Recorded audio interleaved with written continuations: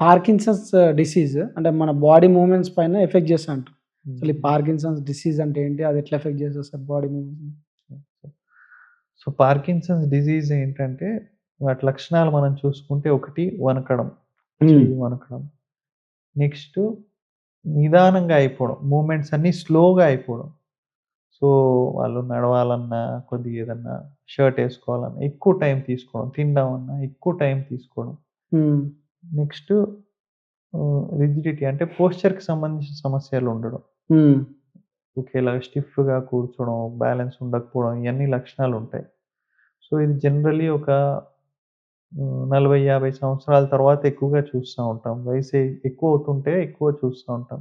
హ్మ్. ఇదెందుకు జరుగుతుంది అంటే, మెదడులో సబ్‌స్టాన్షియా నైగ్రా అనే ఏరియా ఉంటుంది. దాంట్లో డోపమైన్ అనే హార్మోన్ న్యూరో ట్రాన్స్‌మిటర్ అనేది ఒకటి ఫార్మ్ అవుతూ ఉంటుంది. హ్మ్.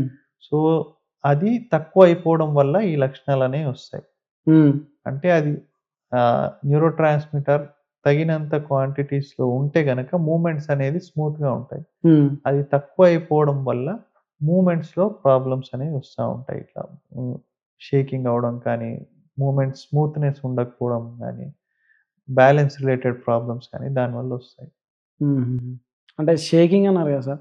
అంటే నేను చూషిన ఆల్కహాల్ ఓవర్‌గా ఎక్సెస్ కన్జంప్ట్ చేసిన వాళ్ళు కొంచెం అంటే ఏజ్ పెరిగిన కొద్దీ వాళ్ళకు ఈ హ్యాండ్స్ షివర్ అయితూ ఉంటాయి సార్. అవును. అంటే ఇదే ఐ మీన్ ఇదే డిసీజ్ వల్ల అయితా? లేకపోతే డిఫరెంట్ రీజన్స్ అది వేరే ఉండొచ్చా? ప్రాబ్లమ్ అండి. హ్మ్. అది ఆల్కహాల్ రిలేటెడ్ ట్రెమర్స్ అది వేరే ప్రాబ్లమ్. అది వాళ్ళకి లివర్‌లో ప్రాబ్లమ్స్ అయ్యి దానివల్ల కొంతవరకు షేకింగ్ వస్తుంది. కొంతవరకు సెరెబెల్లమ్ అనే ఏరియా ఉంటుంది బ్రెయిన్‌లో. హ్మ్. అది కూడా వీక్ అవ్వడం వల్ల ఈ షేకింగ్ అనేవి వస్తాయి. హుహుహుహు. అది వేరే ప్రాబ్లమ్ అండి. పార్కిన్సన్స్ అనేది వేరే ప్రాబ్లమ్. హ్మ్. అంటే ఇంతకుముందు డోపమైన్ అని చెప్పారు కదా సార్! అవును. అంటే ఈ సోషల్ మీడియా చూడడం వల్ల ఈ డోపమైన్ అనేది ఫ్లక్చుయేట్ అయితూ వస్తుంది. అంటే నేను చూసిన ఒక ఆర్టికల్ అంటే రిసర్చ్ చేస్తున్నప్పుడు తెలిసింది నాకు. ఈ సోషల్ మీడియా వల్ల మనకు డోపమైన్ అనేది ఇన్‌స్టాంట్‌గా హై అయితుంది, డౌన్ అయితుంది. ఓకే. ఇన్‌స్టాంట్‌గా అంటే అట్లా జరగడం వల్ల ఫ్యూచర్‌లో ఏమైనా ఎట్లా ప్రాబ్లమ్ ఏమైనా ఉంటదా? ఎఫెక్ట్ ఉంటదా సార్? మెంటల్ హెల్త్‌కి గాని, సో ఓవరాల్ నర్వస్ సిస్టమ్‌కి గాని? హ్మ్. మీరు చెప్పింది ఇప్పుడు నేను చెప్పిందేమో డోపమిన్ పార్కిన్సన్స్ ఆ! డిసీజ్‌లో ఎలా ఎఫెక్ట్ అవుతుందనేది నేను చెప్పాను. ఇప్పుడు మీరు ఈ సోషల్ మీడియా వల్ల దీనివల్ల ఏమవుతుంది అంటే, ఈ డోపమిన్ అనే కెమికలే వేరే ఏరియాస్‌లో కూడా పనిచేస్తుంది. హ్మ్.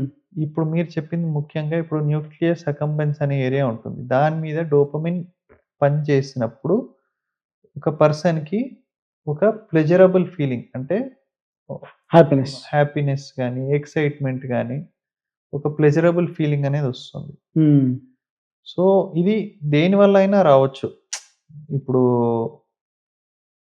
ఒక మంచి జిమ్‌కెళ్ళి మంచి వర్కౌట్ చేసొచ్చినప్పుడు కూడా వస్తుంది. హ్మ్. లేకపోతే మంచి ఫ్రెండ్స్‌తోని కలిసి మంచి టైమ్ స్పెండ్ చేసిన తర్వాత, నచ్చిన ఫుడ్ తిన్న తర్వాత ఎప్పుడైనా ఈ ప్లెజరబుల్ ఫీలింగ్ వచ్చినప్పుడు, మంచి ఫీలింగ్ వచ్చినప్పుడు న్యూక్లిక్ న్యూక్లియస్ అకంబెన్స్ మీద ఈ డోపమైన్ పనిచేసి ఆ ఫీలింగ్ అనేది వస్తుంది మనకి. ఓకే. హుహు. సో, ఇదే మెకానిజం మనకి అడిక్షన్స్‌లో కూడా అవుతుంది. ఇప్పుడు డ్రగ్ అడిక్ట్స్ ఎందుకు అవుతారు అంటే, వాళ్ళు ఆ డ్రగ్ తీసుకున్నప్పుడు ఈ డోపమైన్ అనేది టెంపరరీగా విపరీతమైన అమౌంట్స్‌లో ఫార్మ్ అయిపోయి వీళ్ళకి ఇక్కడ న్యూక్లియస్ అకంబెన్స్ ఈ సర్క్యూట్‌లో వచ్చేసరికి వాళ్ళకి ఒక ఎక్స్‌ట్రీమ్ స్టేట్ ఆఫ్ ప్లెజర్ వస్తుంది. యూఫోరియా అంటాం. అంటే హ్మ్. వాడికి అది హ్మ్. దానికంటే ఎక్కువ సంతోషము, ఎక్సైట్‌మెంట్ అనేది దేనికి రాదు. హ్మ్. సో, దీన్ని అడిక్షన్‌గా ఫార్మ్ అయిపోతుంది. ఒక్కసారి ఆ ఫీలింగ్ వచ్చిందంటే వాళ్ళకది మళ్ళీ మళ్ళీ చేసుకోవాలనే ఫీలింగొస్తుంది. అందుకే అడిక్ట్ అయిపోతారు దానికి. హుహుహు. సో, ఈ పాత్‌వే ఈ మెకానిజం అనేది అన్నిట్లో కూడా ఉంటుంది. ఇప్పుడు మీరు ఫోన్ కూడా మనం ఫోన్ చూసినప్పుడు ఏదో నచ్చుతుంది ఇది. ఈ రీల్ బావుంది. లేకపోతే ఈ రీల్స్ చూస్తున్నా కానీ వాళ్ళకొక ప్లెజరబుల్ ఫీలింగ్ అనేదొస్తుంది. హ్మ్. సో, అది కూడా ఒక విధంగా అడిక్షన్ అయిపోతుంది. సో, ఏదైతే మనకి మామూలుగా ఈ పని చేస్తే సంతోషం కలిగిస్తుందో, ఒక సెన్స్ ఆఫ్ ప్లెజర్ కలిగిస్తుందో, హ్మ్. అదే మెకానిజం ఎక్కువ ఎక్కువ అయిపోయి దానివల్ల అడిక్షన్స్ కూడా అవుతా ఉంటాయి. హ్మ్.